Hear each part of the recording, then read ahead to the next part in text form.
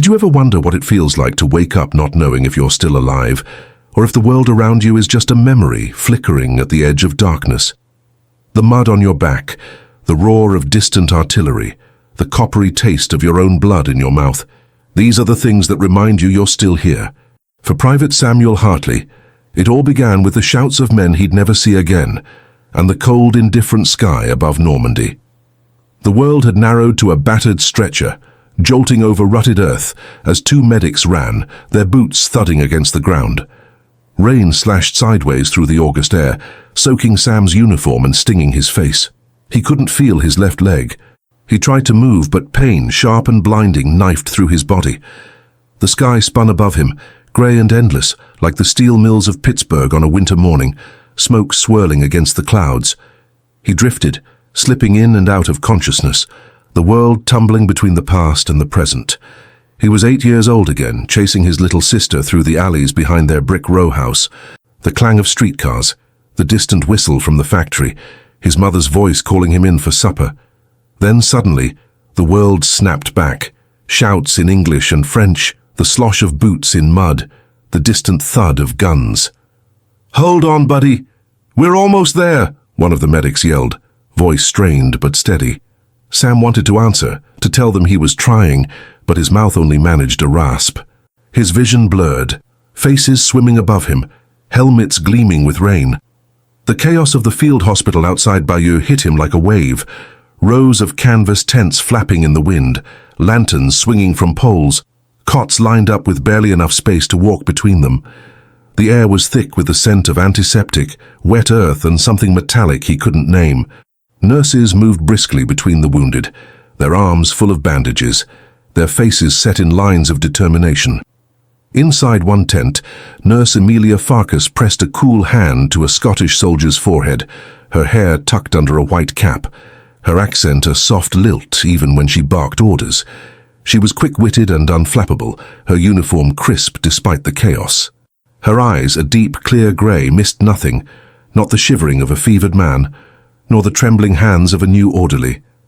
She joked in 3 languages, made the men smile even as she stitched their wounds, but at night, when the noise faded and the beds emptied, she sometimes pressed her fingers to her own temples as if trying to hold her world together.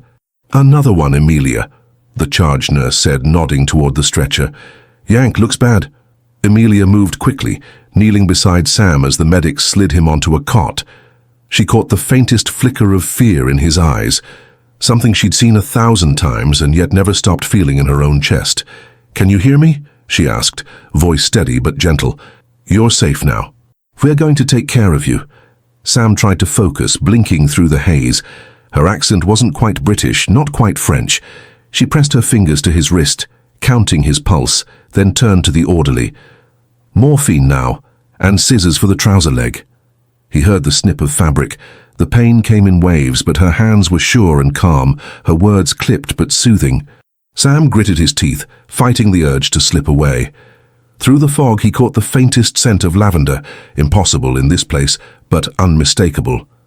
"Name?" Emilia asked, meeting his gaze. "Sam. Hartley. Private." His voice faded. "Samuel Hartley," she repeated, writing on a battered clipboard. "Pittsburgh, yes?" He nodded, surprised she'd placed his accent. "Steel Town," he managed. A faint smile. "My brother worked in a mill before the war. You'll fit right in here." Sam watched her work, efficient, brisk, but never brusque. She moved between beds with the practiced ease of someone who'd seen too much, yet still cared enough to fight against despair. Her hands were steady as she cleaned his wound, her brow furrowing in concentration. Around them, the hospital thrummed with life and pain. Rain pounded the canvas overhead. Lamps cast long, trembling shadows on the mud-caked floor. Somewhere a man cried out in his sleep. Elsewhere, a nurse sang softly in French, her voice threading through the gloom. Sam fought to stay awake, to anchor himself to this moment. He remembered his family, his father's rough hands, his mother's stories at the kitchen table, his sister's laughter. He had promised them he would come home. Now he wondered if he'd keep that promise. Emilia worked silently, her mind flickering back to other nights, other wounded men. She had learned not to ask about families, not to linger on the faces of the dying. But this American soldier, there was something in his eyes, a stubborn hope, or maybe just the refusal to let go. She respected that. She envied it too. The head nurse called for help at another cot. Emilia pressed bandages to Sam's thigh, then looked him in the eye. "You're going to rest now. We'll watch over you, I promise." He tried to thank her, but the world was slipping away. He let himself fall, trusting that voice, that promise. The tent faded to darkness and the rain became the clatter of streetcars once more. Asterisk morning in the field hospital was a study in exhaustion and discipline. The night's casualties had been many. Cots overflowed into the muddy yard, and the air vibrated with the low hum of suffering and survival. Emilia moved from bed to bed, sleeves rolled past her elbows, eyes scanning charts and faces. Her Hungarian vowels softened the clipped English of the ward. She laughed with a Welsh private about his mother's shepherd's pie. She shushed a Canadian boy who swore too loudly about the cold. But when she paused by Sam's cot, she found herself hesitating just for a moment. He slept lightly, brow furrowed, lips moving in some private conversation with his memories. A letter poked from beneath his pillow.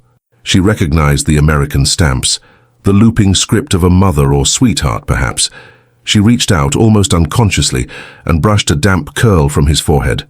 "Don't get attached," she whispered to herself in Hungarian. Not again. She had made that promise before. Every day she tried to keep it. Asterisk Sam's world shrank to the canvas walls and the rhythm of Nurse's footsteps. The pain in his leg was a constant dull throb, but it was the fear that gnawed at him.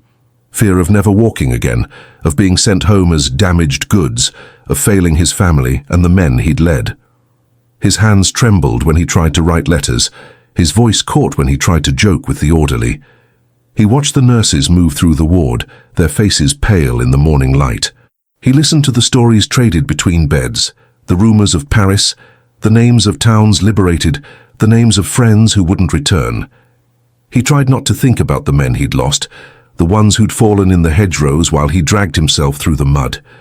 It was Emilia who checked his dressings each morning. She spoke little, her eyes focused on the wound, her words clipped and efficient. Yet Sam noticed the way she listened, the way she responded to every groan or sigh from her patients. She rarely laughed, but when she did, it was genuine. A burst of warmth in the cold tent. One afternoon, as rain battered the roof and thunder rolled in the distance, Sam found his courage. "Do you ever get used to it?" he asked, voice barely above a whisper. She didn't look up from his bandage. "To what?" "This," he said, gesturing vaguely at the chaos, the blood, the noise, the endless line of suffering. She paused, then met his eyes. "No.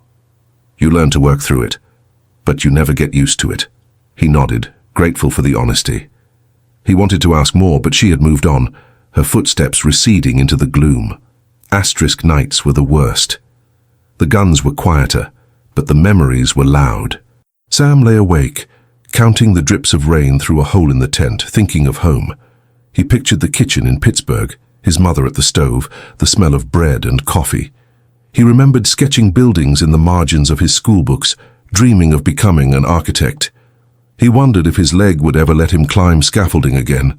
Sometimes when the pain was worst, he imagined Emilia's hands, firm, careful, reassuring.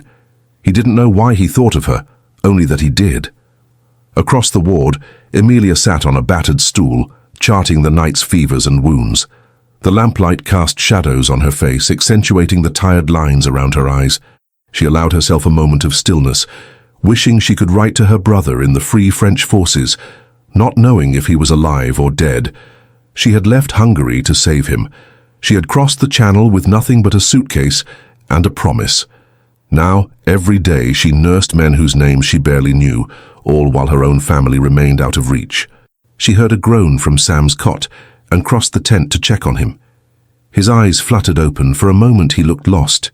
"Bad dream?" she asked quietly. He nodded, embarrassed. She adjusted his blanket, her hands gentle. "You're safe here," she said. "For now." He wanted to believe her. He wanted to let himself hope. Asterisk. The days blurred together, marked by the rhythm of pain and healing. Sam's wound slowly closed. He learned to swing himself upright, to stand with a crutch.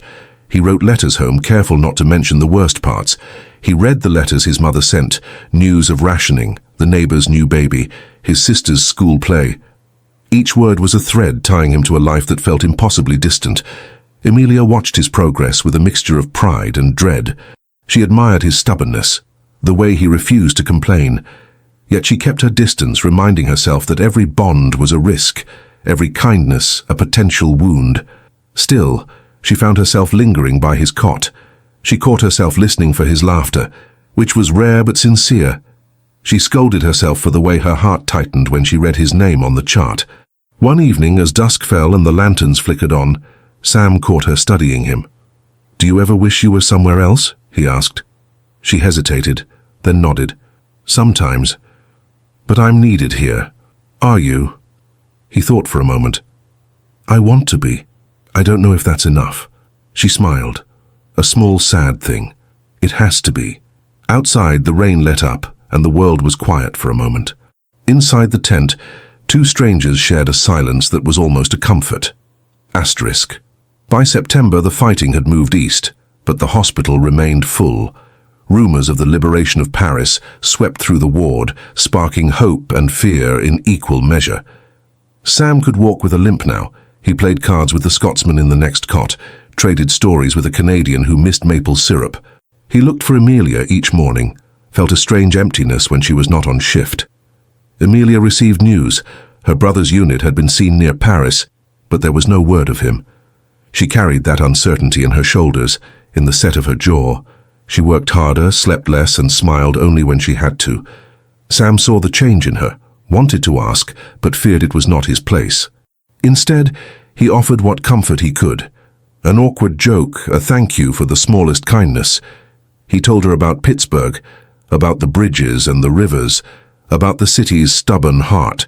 She listened, and for a moment, she let herself imagine a different life, a life without war, without loss, where laughter was easy and promises were kept. Asterisk. The field hospital was a world suspended between hope and despair. Rain battered the tents, mud clung to boots and hearts alike. But in the midst of suffering, small acts of kindness, a shared chocolate bar, a letter read aloud, a song hummed in the dark, became lifelines. Sam clung to those moments. He watched Emilia move through the chaos, marveling at her resilience. He wondered if he could ever be that strong. Emilia, for her part, tried not to notice the American's quiet courage, tried not to care about the way he smiled despite the pain. She reminded herself that she was a nurse, nothing more. But every day the line between duty and affection grew thinner. Outside, the guns rumbled on. Inside, two people battered by war found themselves drawn together, clinging to hope in a world determined to take it from them. In Normandy, in a muddy tent filled with pain and possibility, a story began, one that neither Sam nor Emilia could have predicted, but both would remember for the rest of their lives. The first thing Sam remembered, after the blur of morphine and the fevered hours between agony and oblivion, was the voice.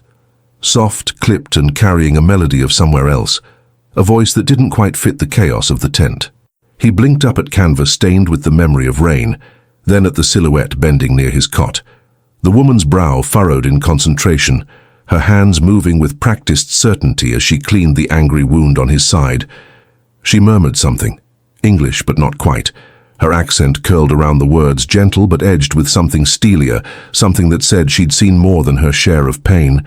That was Nurse Emilia Farkas, though Sam didn't know her name yet. For now she was just the steadying hand in a world that spun and reeled. Day blurred into night and back again, measured by the comings and goings of nurses, the moans from neighboring cots, and the heavy damp air that clung to everything. Sam's world shrank to the edges of his vision, the battered boots of orderlies, the flutter of a tent wall in the breeze, the way sunlight, when it came, painted Emilia's hair with glints of copper. Pain was his constant companion, but so was waiting. He waited for the next round of morphine, for the next time someone would check his dressings, for a letter from home that might never come. Sometimes in the thick silence of early morning, he'd close his eyes and imagine the clang of streetcars in Pittsburgh, the scent of coal smoke and bread baking in his mother's kitchen. But inevitably, he'd wake to the smell of antiseptic and mud, and the ache in his side that reminded him he was still here for better or worse. Sam tried to keep his fears to himself. The fear that the wound would never heal, that he'd limp for life, that he'd be sent home half a man and unable to build anything ever again. He saw those fears reflected in the eyes of the other men too. They stared at the canvas ceiling, their hands restless, their futures uncertain.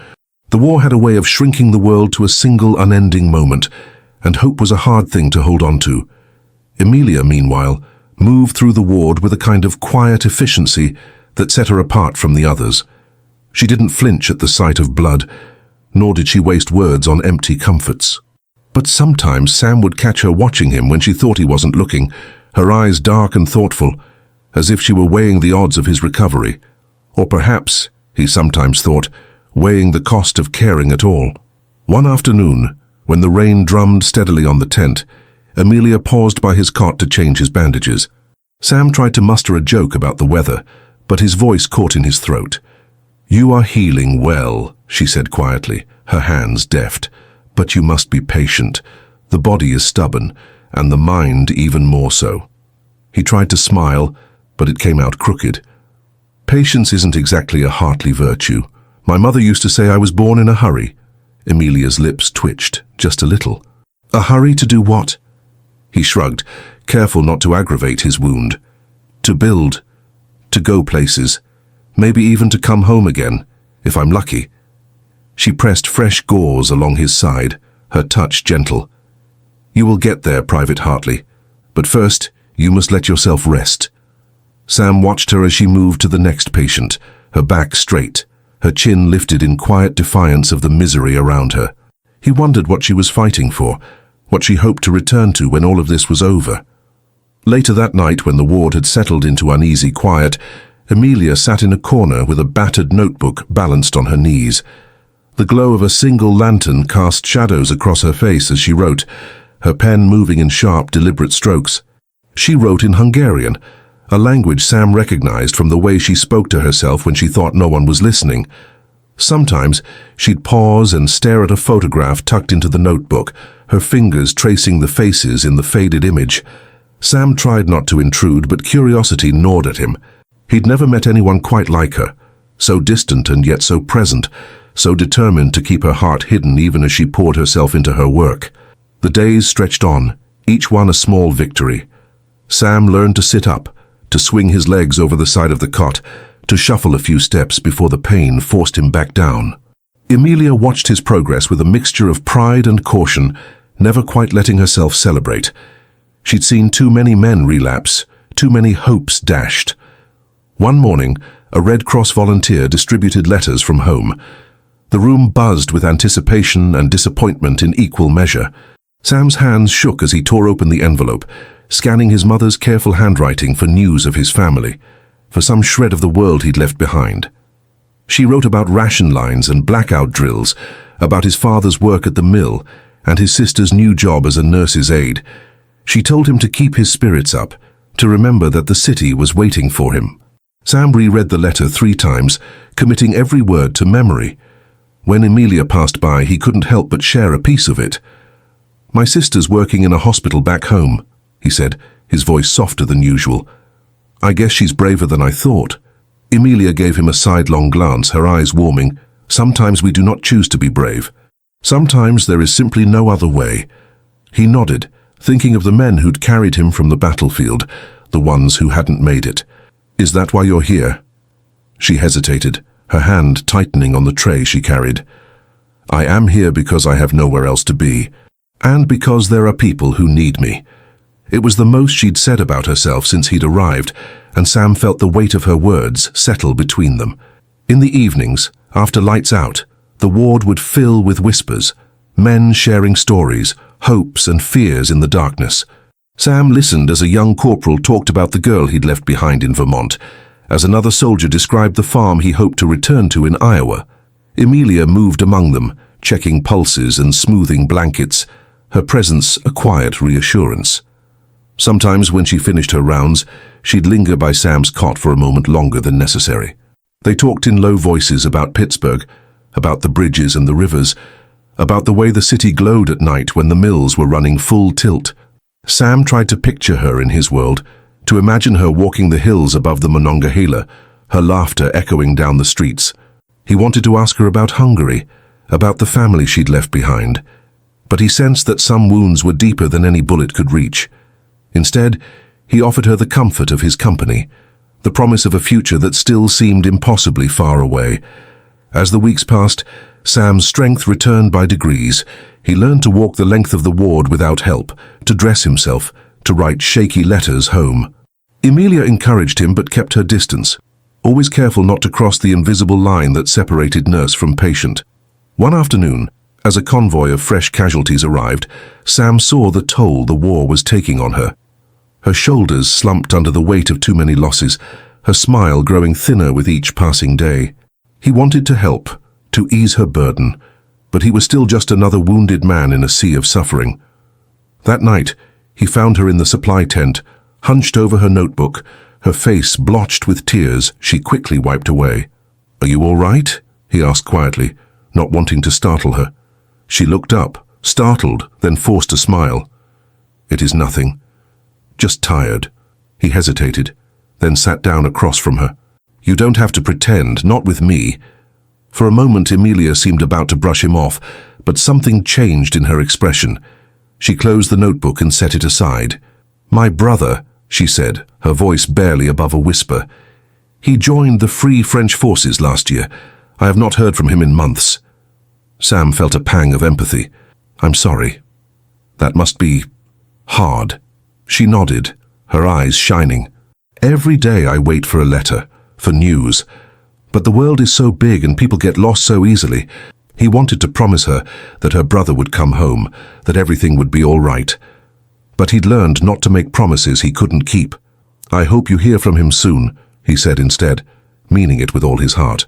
They sat in silence, the distant rumble of artillery a reminder of the fragility of hope. The days grew shorter, the air colder. Outside, the war ground on, sometimes closer, sometimes farther away.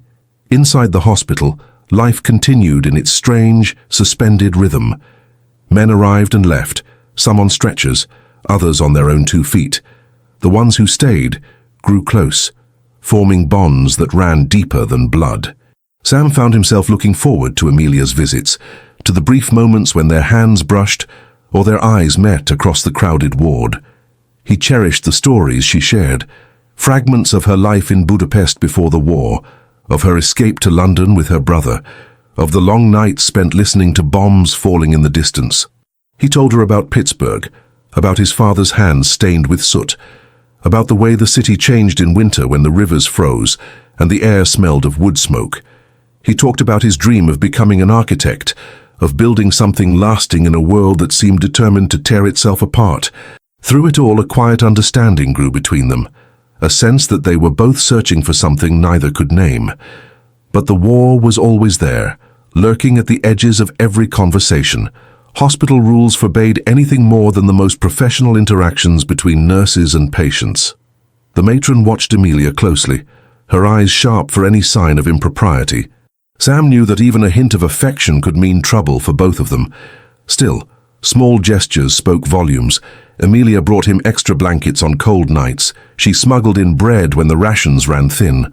Sam, in turn, offered her the comfort of his stories, the steady belief that there was still goodness in the world.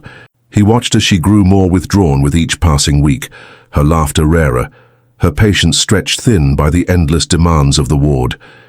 He wished he could do more for her, could give her the news she so desperately wanted. One night, as the ward slept, Sam found Emilia sitting alone outside the tent, her face turned up to the moon. "Can't sleep?" he asked quietly, careful not to startle her. She shook her head. "Some nights it is easier to be awake." He sat beside her, careful of his healing wound. They listened to the distant sounds of war, the occasional bark of a dog, the faint laughter of nurses, sharing a rare moment of rest. "I used to believe that if I worked hard enough I could keep everyone safe," Emilia said after a long silence. "But the war does not care how hard you try." Sam looked at her, seeing the exhaustion and the hope that still lingered behind her eyes. "You can't save everyone," he said gently, "but you saved me." She smiled, A real smile this time, and for a moment the darkness seemed less absolute. As autumn crept in, rumors of the Allies pushing farther into France spread through the hospital. Some men prepared to return to the front, others to be sent home. Sam's wound had healed enough that he was no longer confined to bed, but he knew his future was uncertain. The thought of leaving the hospital and Emilia filled him with equal parts hope and dread. He wanted to tell her how much she meant to him, to confess the feelings that had grown between them in the quiet hours and stolen glances. But the rules, the war, and the fear of rejection kept him silent. Emilia too struggled with her own fears. She'd promised herself she wouldn't grow attached, wouldn't let the lines blur between nurse and patient. But Sam's kindness, his resilience, had worn down her defenses. She found herself thinking of him in the quiet moments, wondering what life might be like if the war ever ended. One evening, as they walked together along the edge of the camp, Sam reached for her hand. She hesitated, then let him take it, her fingers curling around his. "We're not supposed to do this," she whispered. "I know," he replied, "but sometimes you have to take a risk." They stood together in the fading light, the world beyond the hospital forgotten for a moment. Their connection was fragile, tentative, but real, something worth fighting for, even as the war threatened to tear them apart. As Sam prepared for the possibility of redeployment, and Emilia waited anxiously for news of her brother, both knew that time was running out. The future was uncertain, the risks great, but hope, like love, had a way of enduring even in the darkest of times. If you found yourself rooting for Sam and Emilia, for the small kindnesses and brave choices that carry us through life's hardest battles, don't forget to subscribe to our channel. There's so much more to their story, and to the stories of love and resilience that shaped our history. Join us, and never miss a moment that reminds us what it means to be truly human. Rain battered the canvas roof of the field hospital, drumming out a relentless, urgent rhythm, a sound that had become as familiar as breath to Sam Hartley. The air was thick with the tang of antiseptic and the ever-present undercurrent of damp earth, sweat, and fear. Outside, the world teetered at the edge of autumn. Inside, time obeyed no season, measured instead by heartbeats, morphine doses, and the arrival of fresh casualties. It was in this liminal space, between life and death, hope and surrender, that Sam had learned to walk again, each step measured, each day another borrowed hour. But the war, he'd come to understand, was not only a matter of bullets and wounds. It was a thief of certainty, a relentless test of what could be lost and what might somehow be saved. And it was here, in the stifling press of the recovery ward, that his life had become entwined with Emilia Farkas, her voice a low, steady comfort in the dark, her hands sure even when the world around them trembled. The weeks had slipped by, each one a quiet battle. Sam had learned the slow choreography of crutches and the stinging humility of needing help to dress. He'd found himself waiting for Emilia's shift, measuring the day by her footsteps, the faint Hungarian lilt of her goodbye at dawn. He'd told himself it was gratitude, nothing more. But gratitude didn't keep him awake at night, tracing the shape of her face in the half-light, listening for her laughter on the other side of the curtain. On a brittle morning in late September, the ward was restless, every bed occupied. Outside, the Allies pressed towards Paris, and rumors of victory flickered like distant fireworks. But inside, the news was less triumphant. Supplies were low, tempers shorter. A new influx of wounded arrived at dawn, shattering the uneasy quiet. Emilia worked with grim determination, her hair pinned beneath her cap, blue eyes shadowed with exhaustion. Sam watched her as she moved from cot to cot, her touch gentle, her words brisk. There was a kind of beauty in her focus, something that set her apart from the world of uniforms and orders. She paused by his bed, checking the red line of his healing wound, her fingers cool against his thigh. "Still trying to escape, Private Hartley?" she teased, arching an eyebrow. He managed a lopsided grin. "Only if you promise to chase me." Her mouth twitched, just for a moment.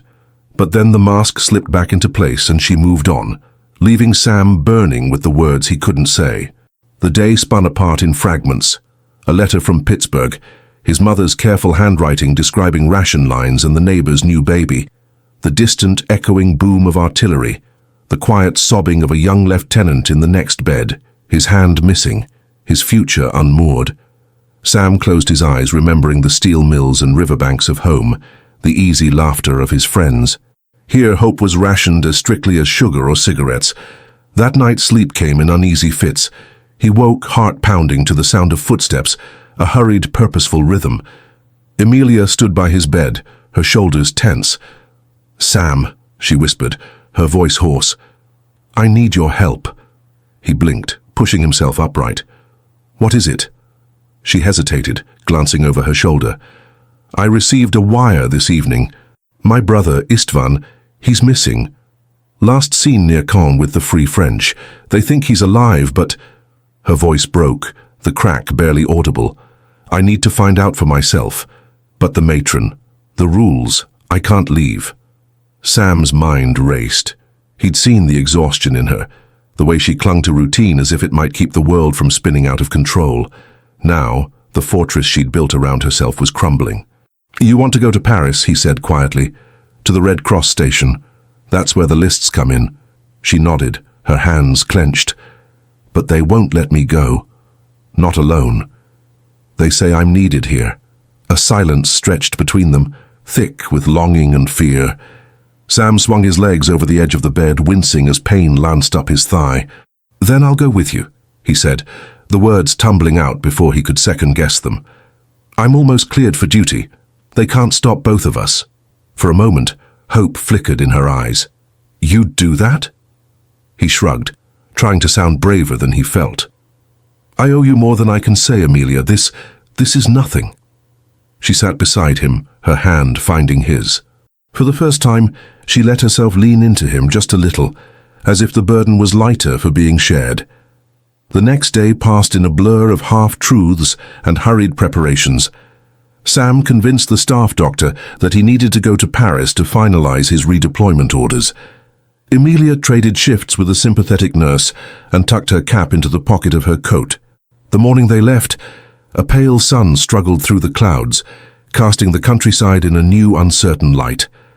They traveled in silence for long stretches, the train rattling through villages scarred by war, roofs blown open, orchards burned to blackened stumps.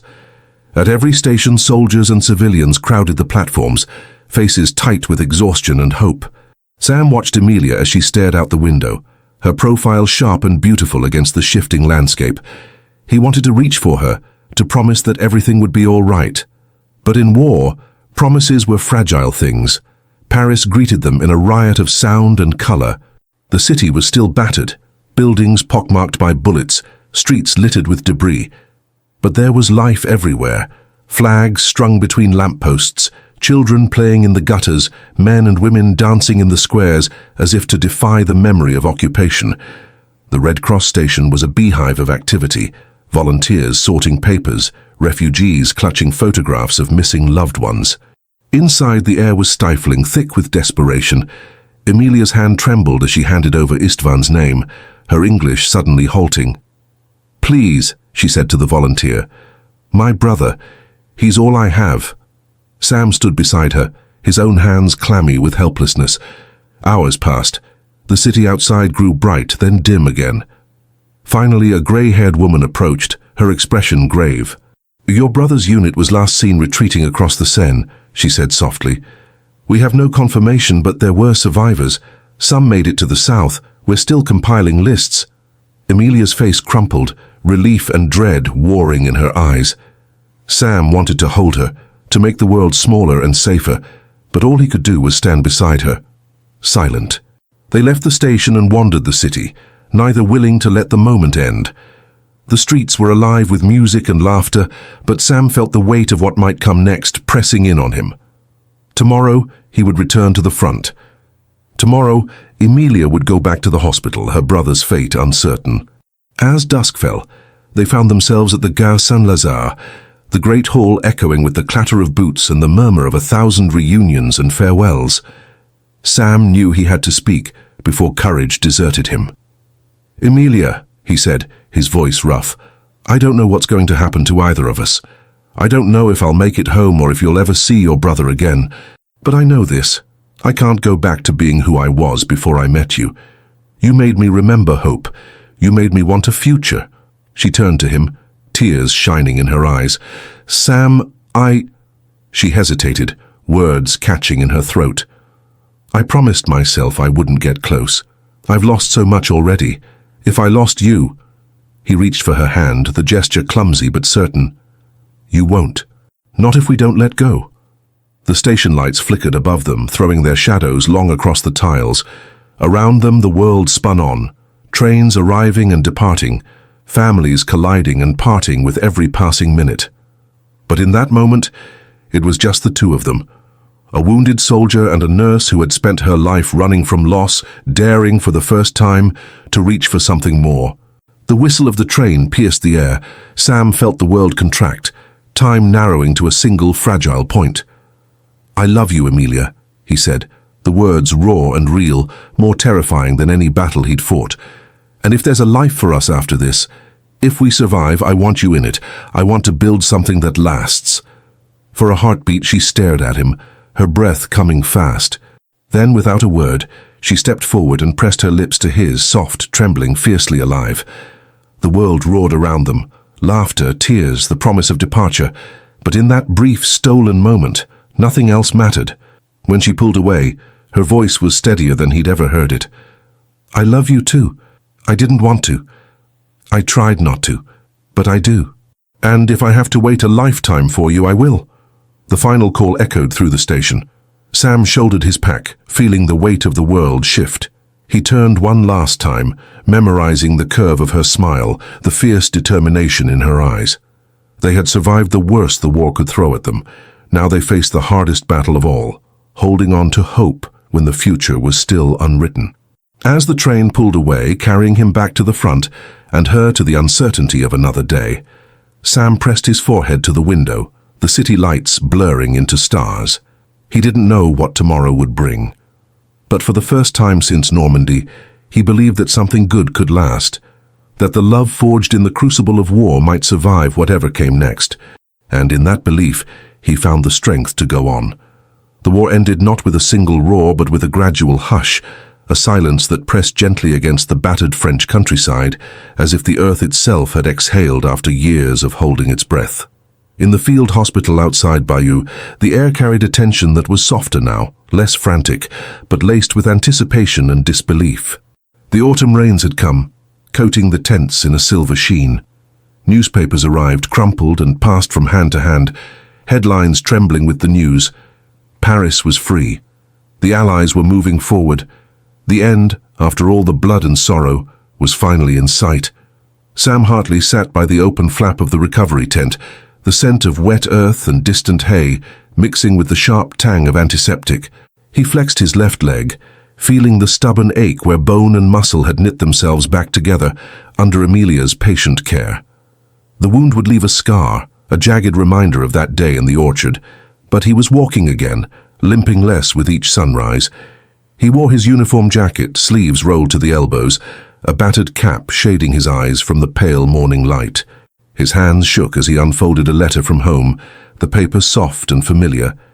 His mother's handwriting looped across the page, speaking of ration books and garden tomatoes, of his father's cough, and the neighborhood boys returned or lost.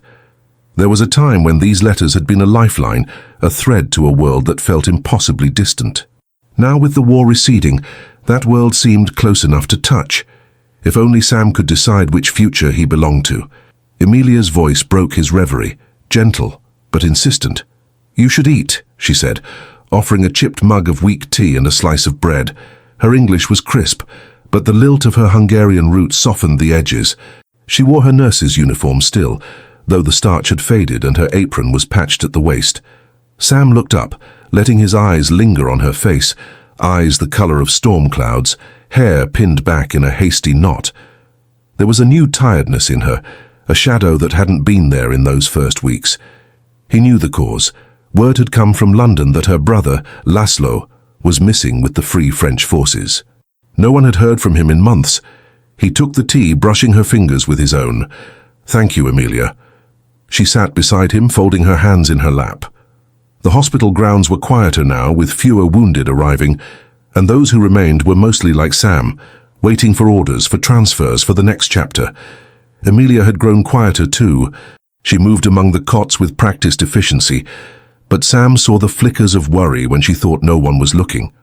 Once, he'd caught her reading a letter of her own, eyes wet, lips pressed together so tightly they had turned white. He wanted to comfort her, to say something that would ease the ache he recognized so well, but the words caught in his throat, as if the months of war had made him a stranger to gentleness. Instead, he spoke quietly. "Any news?"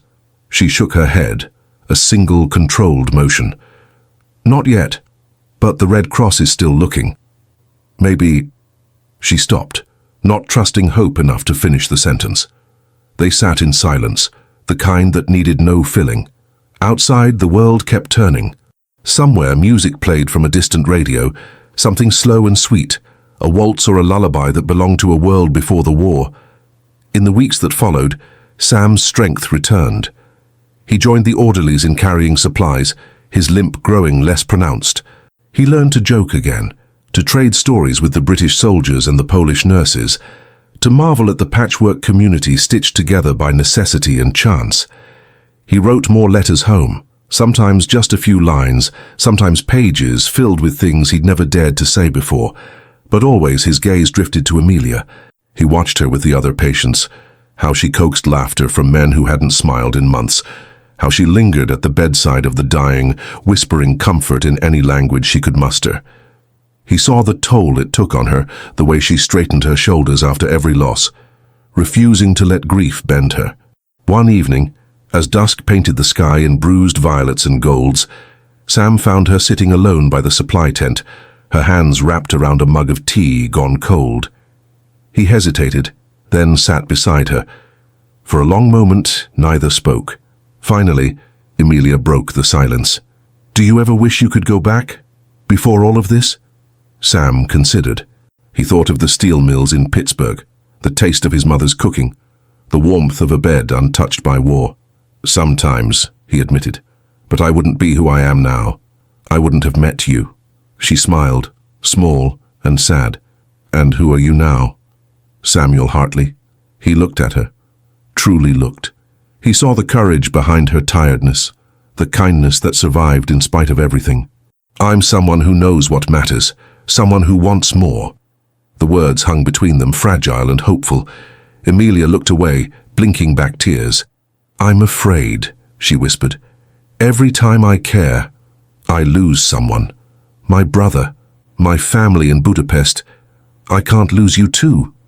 Sam reached for her hand, his touch gentle.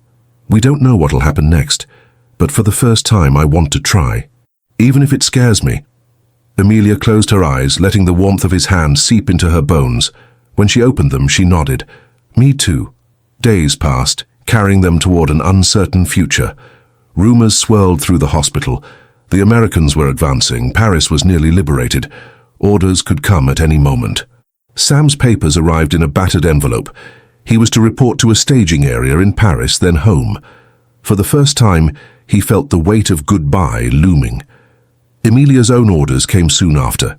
She was to transfer to a hospital in Calais. The news hit them like a shell burst, so close to peace, yet fate seemed determined to scatter them once more. Their final morning in Bayeux dawned cold and clear. Sam packed his few belongings, a photograph, a notebook, a pressed flower Emilia had tucked into his pocket. He found her by the gate, her uniform pressed, her hair braided neatly. She didn't cry. Neither did he. At the train station in Paris, chaos reigned. The city was alive with celebration, flags draped from windows, crowds surging through the streets, laughter and singing and the clang of church bells. Sam searched the platform, heart pounding.